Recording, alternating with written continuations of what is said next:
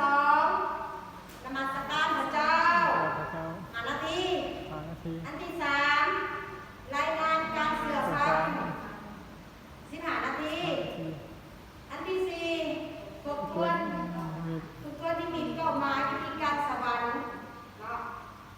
อันที่ห้าแบ่งปันบทเรียนใหม่อันที่หกฝึกบทเรียนอันที่เจ็ดอธิษฐานวางแผนอธิษฐานแล้วก็ส่งออกไปจึงว่าเอาอีกประเด็นหนึ่งเนาะ